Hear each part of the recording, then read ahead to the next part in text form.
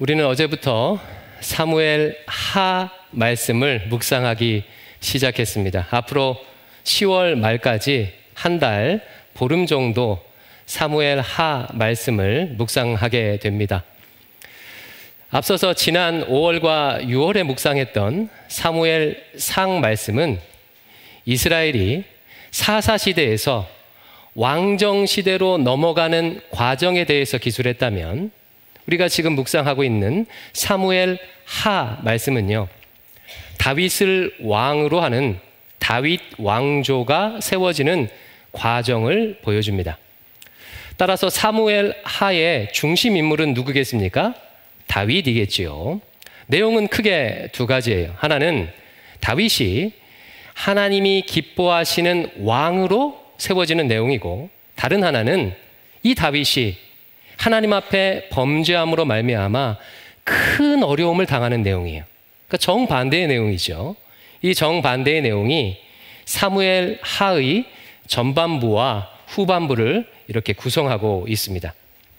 오늘은 이 둘 중에서 하나님께서 기뻐하시는 왕으로서의 다윗의 모습을 좀 살펴보려고 합니다. 여러분, 이것을 아는 것이 매우 중요한데요. 중요한 이유는 두 가지예요. 첫 번째로는 하나님께서 기뻐하시는 다윗의 모습은 이후 이스라엘의 왕들의 기준이 되기 때문이에요. 이스라엘 역사 안에는 여러 왕들이 있었죠. 그 왕들 중에는 하나님께 칭찬을 받은 왕도 있었고 하나님께 혼난 왕도 있었습니다. 대부분은 혼났어요. 그런데 그 칭찬과 혼냄의 기준이 뭐냐면 바로 다윗이라는 거예요. 그래서 열왕기서와 역대서를 보게 되면 선한 왕들을 향해서는 다윗의 길로 행하여, 혹은 다윗과 같이 행하여 라고 하면서 칭찬을 합니다. 반면에 악한 왕들은 다윗의 길을 떠나서, 혹은 다윗의 마음과 같이 아니하여 라는 표현을 쓰면서 부정적인 평가를 내립니다. 그러므로 구약 성경에 나온 왕들을 이해하기 위해서는 누구를 먼저 알아야 되겠어요? 왕들의 평가 기준이 되는 다윗의 모습을 먼저 알아야 하겠죠. 두 번째로, 하나님께서 기뻐하시는 다윗의 모습을 아는 것이 중요한 이유는요, 다윗은 광야를 통과한 자가 어떤 모습이어야 하는지를 상징적으로 보여주기 때문입니다. 다윗은 하루아침에 왕이 된 사람이 아니죠. 이미 우리는 사무엘 상을 통해서 다윗이 왕이 되기 전에 아주 길고 긴 광야의 시간을 보냈음을 묵상했습니다. 한때 골리앗을 물리치고 이스라엘의 슈퍼스타가 되었던 다윗은요, 사울 왕의 질투를 받아서 도망자 신세가 되었습니다. 무려 13년의 시간을 생명의 위협을 느끼면서 이리저리 떠도는 광야의 시간을 보냈어요. 하나님께서는 이 광야 학교를 통해서 다윗을 하나님의 사람으로 빚으셨고, 그 결과로 하나님께서 기뻐하시는 왕의 모습으로 살게 된 것입니다. 따라서 왕으로 세워진 다윗의 모습을 통해서, 아하, 광야를 통과한 사람은 저런 모습을 갖추게 되는 것이구나 라는 사실을 배울 수 있다는 거예요. 여러분, 질문입니다. 여기 밀가루가 있는데 이 밀가루가 빵 공장을 통과하게 되면 뭐가 돼야 하죠? 빵이 돼야 되죠, 그렇죠? 그러면 고무와 천이 신발 공장을 통과하면 뭐가 돼야 됩니까? 신발이 되어야 해요. 그렇다면 하나님의 백성이 광야 학교를 통과하게 되면 어떤 모습이어야 합니까? 그 모습의 전형이 바로 다윗이라는 거예요. 다윗. 사무엘 하에 나온 다윗이라는 것입니다. 다윗을 통해서 광야 학교 졸업생은 어떤 모습을 갖추어야 하는지를 배울 수가 있습니다. 자, 그럼 본격적으로 한번 살펴볼 텐데요. 오늘은 사무엘 하 2장에 나와 있는 다윗의 삶의 방식, 삶의 태도를 중심으로 살펴볼게요. 먼저 사무엘하 2장 1절을 함께 읽어보겠습니다. 시작. 그 후에 다윗이 여호와께 여쭈어 아뢰되 내가 유다 한 성읍으로 올라가리이까 여호와께서 이르시되 올라가라. 다윗이 아뢰되 어디로 가리이까? 이르시되 헤브론으로 갈지니라. 이 장은요, 그 후에 라는 말로 시작이 돼요. 그 후에 라는 것은 1장의 사건이 있은 후에 라는 의미겠죠. 앞선 1장에서는 이런 일이 있었습니다.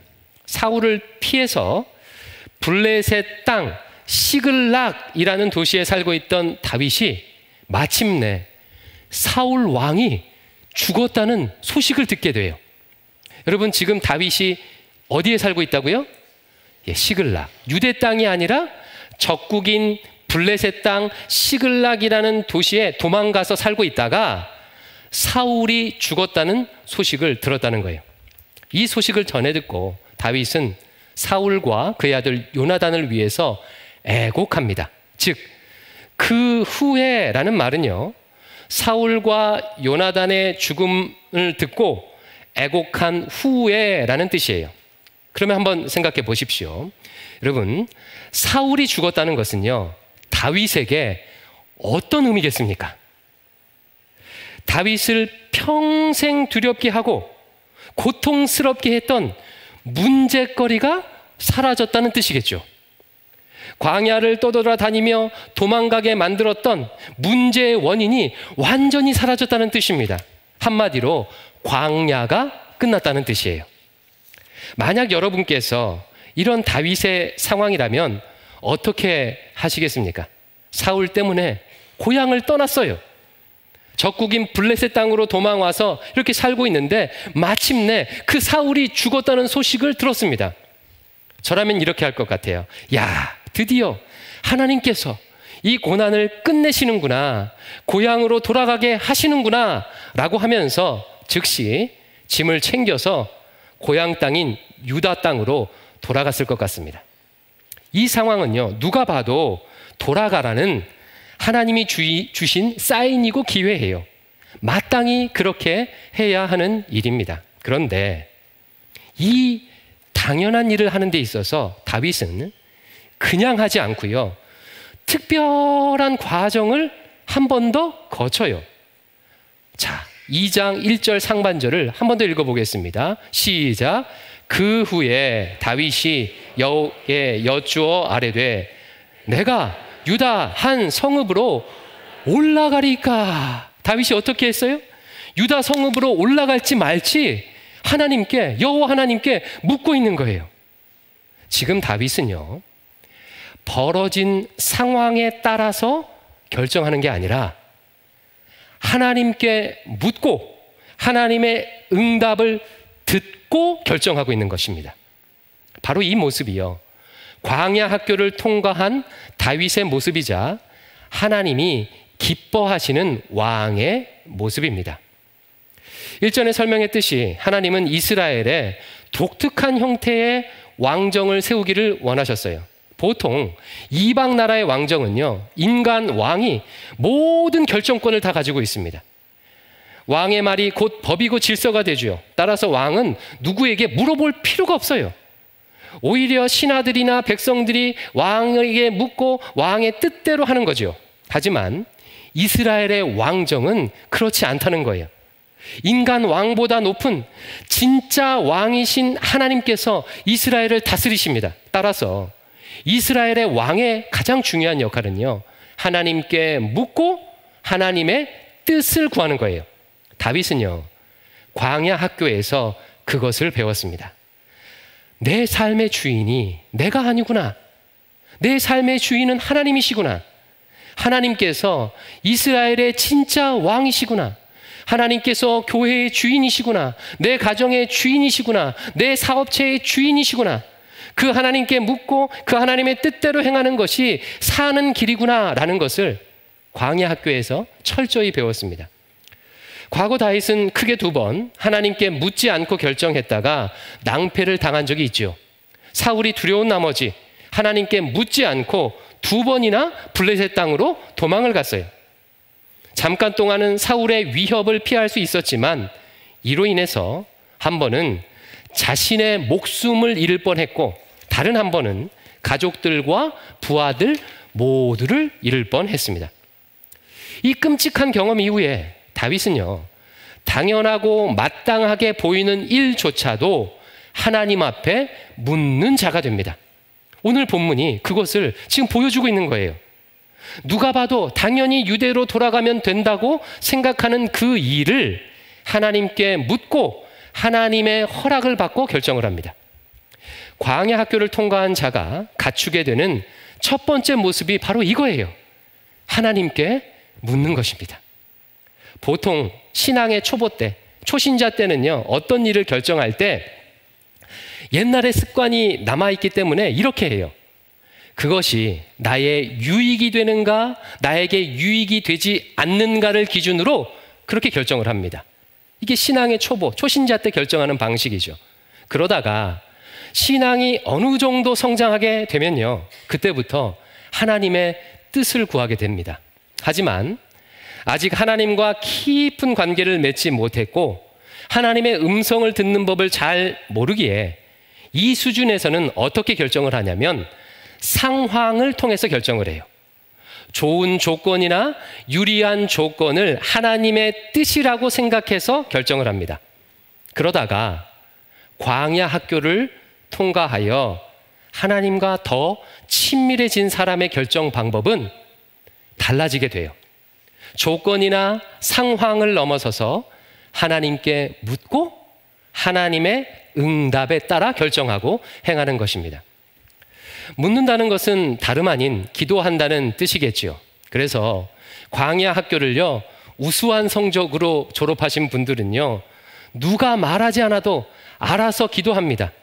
사소한 일들도 하나님께 말하고 하나님께 묻고 하나님의 인도하심을 구하고 하나님의 응답을 구해요. 특별히 그렇게 하려고 애쓰는 것이 아니라 이 광야를 지나면서 자연스럽게, 아주 자연스럽게 그렇게 하는 것이 몸에 각인된 거죠. 자연스럽게 그렇게 돼요. 저만 해도 그렇습니다. 여러분, 저는 캠퍼스 사역까지 하면요, 약 20년 정도 지금 사역 경험을 가지고 있습니다.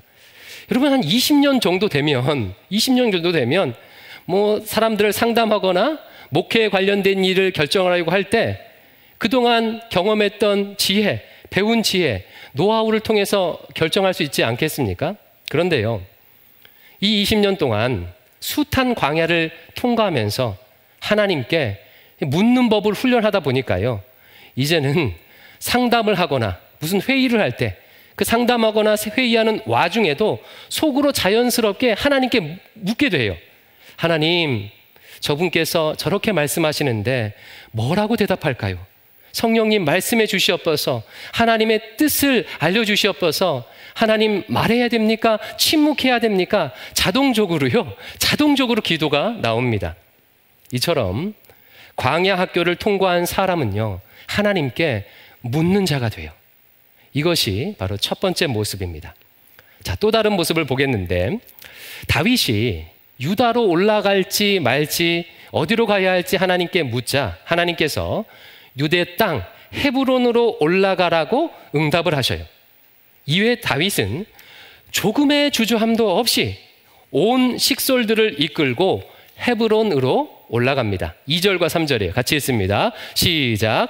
다윗이 그의 두 아내 이스라엘 여인 아히노함과 갈멜 사람 나발의 아내였던 아비가일을 데리고 그리로 올라갈 때에 또 자기와 함께한 추종자들과 그들의 가족들을 다윗이 다 데리고 올라가서 헤브론 각 성읍에 살게 하니라. 하나님께서 응답해 주시니까 주저하지 않고 자신의 식솔들 모두를 다 데리고 즉시 유대 땅으로 올라갑니다. 자, 질문이에요. 만약에 하나님께서 유대로 올라가지 말고 그냥 시글락에 머물러 있어라 라고 말씀하셨으면 다윗이요, 그냥 머물러 있었을까요? 유대 땅으로 그럼에도 불구하고 갔을까요?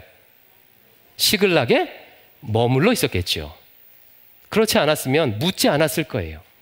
하나님의 방식에 순종했을 것입니다. 바로 이것이요, 광야를 통과한 사람이 갖추게 되는 두 번째 모습이에요. 광야를 통과한 사람은 하나님의 방식이 최선임을 인정하고 하나님의 방식을 따릅니다.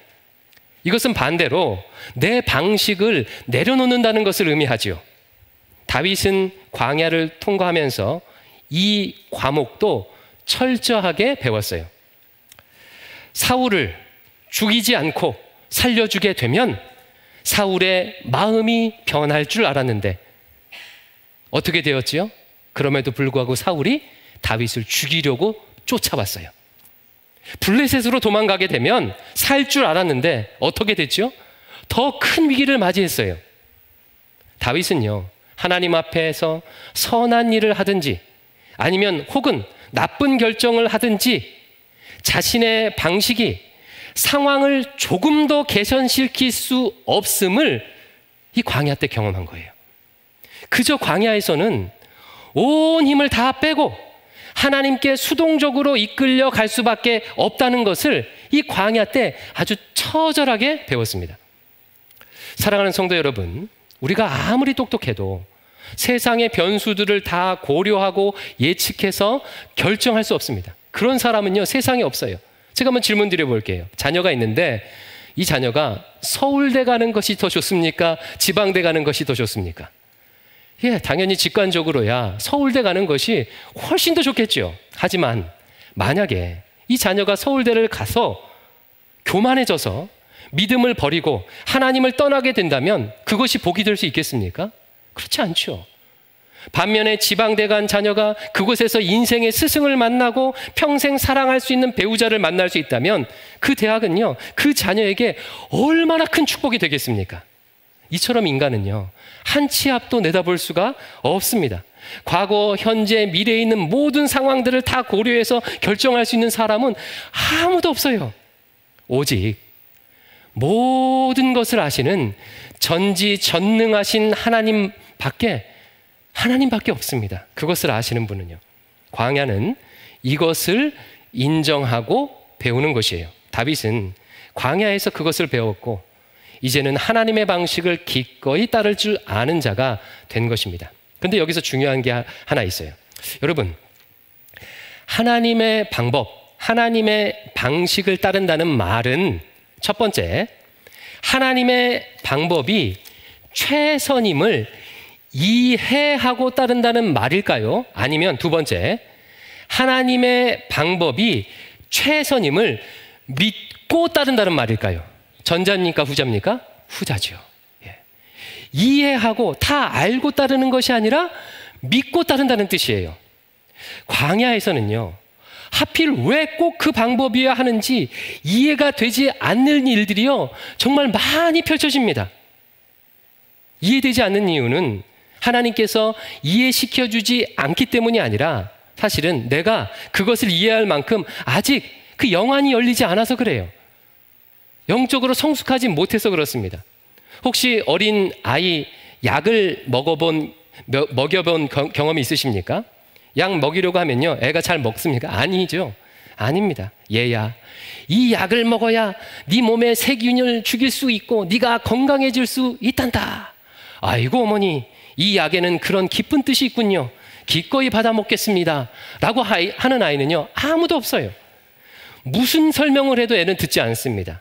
그래서 어떻게 약을 먹여야 돼요? 마치 레슬링 하듯 다리로 두 다리를 감싸고 양팔을 감싸고 억지로 쑤셔 넣어서 먹여야 돼요. 그렇게 되면 애는 세상이 망하는 것처럼 울어 제낍니다. 광야가 꼭 그래요. 하나님께서 설명해 줘도 이해하지 못하기에 하나님께서 내 인생을, 내 삶을 애워싸서 억지로 고통스럽게 하는 일 같은 그런 일들이 많이 광야에서는 발생해요. 그러다가 나중에 영적으로 성숙해지거나 광야를 통과한 다음에야 그 이유를 조금씩 깨닫게 되는 거죠. 대표적으로 사도 바울이 그렇지 않습니까? 여러분 아시다시피 사도 바울은 위대한 사도예요. 귀신을 쫓아내고 수많은 병자를 고치고 심지어는요, 죽은 사람까지 살렸습니다. 하지만 자신의 질병은 치유를 했어요, 못했어요? 치유를 못했어요. 바울은요, 한참 지난 후에야 자신의 질병을 치유받지 못한 이유를 깨닫게 되었습니다. 그리고 이렇게 고백했어요. 내가 약한 데서 곧 강함이라. 여러분 한번 생각해 보십시오. 사도 바울은요, 온갖 기적을 베풀고 그리고 환상 가운데 3층 천까지 본 사람입니다. 계시의 비밀을 깨달은 사람이에요. 이런 사도 바울이 질병마저 없었다면요, 어떻게 됐겠습니까? 아마요, 이단의 교주가 됐을 거예요. 새로운 종교를 아마 창설했을 것입니다. 사도 바울이 처음 질병을 놓고 기도할 때는요, 고쳐주지 않는 이유를 몰랐지만 3번 간절히 기도한 후에야 그 이유를 깨닫게 되었습니다. 아하, 그냥 이 질병을 안고 살아가는 것이 오히려 은혜구나. 내가 교만하지 않고 주님의 일을 감당하게 만드는 이것이 최선의 방법이구나 라는 것을 나중에 깨닫게 되었습니다. 광야를 통과한 자는 하나님의 방식이 당장 내게 유리해 보이던 아니던 상관없이 따릅니다. 이해되던 이해되지 않던 하나님의 방법이 최선임을 믿고 따라갑니다. 이것이 광야를 통과한 자가 갖추게 되는 2번째 모습입니다. 자, 이제 3번째 보겠는데요. 사무엘하 2장 4절 상반절을 함께 읽겠습니다. 시작. 거기서 다윗에게 기름을 부어 유다 족속의 왕으로 삼았더라. 하나님의 지시대로 유다 땅으로 갔더니 유다 사람들이 나와서 다윗을 어떻게 했어요? 유다의 왕으로 삼았대요. 여러분, 다윗이 유다의 왕이 됐다는 것은 무슨 뜻입니까? 잘 됐다는 뜻 같지요? 근데 이 말은 무슨 뜻이냐면요, 이스라엘 나라의 전체 왕이 아니라 12지파 중에 하나인 유다 지파만의 왕이 되었다는 뜻이에요. 그렇다면 다윗이요, 유다 지파만의 왕으로 얼마나 있었을까요? 사무엘하 2장 11절입니다. 같이 읽습니다. 시작. 다윗이 헤브론에서 유다 족속의 왕이 된 날수는 7년 6개월이더라. 무려 7년 6개월 동안 유다 지파만의 왕으로 있었어요. 여러분, 이 상황이 지금 납득이 되십니까? 이미 다윗은 오래전 13년 전에 이스라엘 전체의 왕으로 기름 부음을 받았습니다. 그리고 아시다시피 오랜 기간 광야를 거치면서 왕이 될 준비를 하고 훈련을 했어요. 고난을 겪을 만큼 겪었습니다. 이제는 사울도 죽었고 가장 유력한 차기 왕 후보자였던 경쟁자였던 요나단도 죽었습니다. 이미 이스라엘 사람들은요, 하나님께서 다윗을 이스라엘 나라 전체의 왕으로 세우셨음을 다 알고 있었어요. 심지어 이방 나라 사람들도 알고 있었습니다. 그런데 또 다시 7년 6개월을 기다려야 하는 거예요. 여러분이시라면 이 기다릴 수 있겠습니까? 정말 쉽지 않은 시간이에요. 쉽지 않은 시간입니다. 그런데 다윗은요, 이 기간마저도 기다렸어요. 다윗이 기다렸다는 뜻은 무슨 뜻이에요? 인간적인 방식을 써서 이스라엘 나라 전체의 왕이 되려고 하지 않고 하나님께서 친히 역사하실 때까지 잠잠히 기다렸다는 뜻이에요. 이것이 광야 학교를 통과한 자가 갖추게 되는 3번째 모습입니다. 기다리는 거.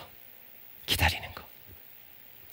광야 학교에서 가장 어려운 과목이 있다면요, 바로 이 기다림이라는 과목입니다.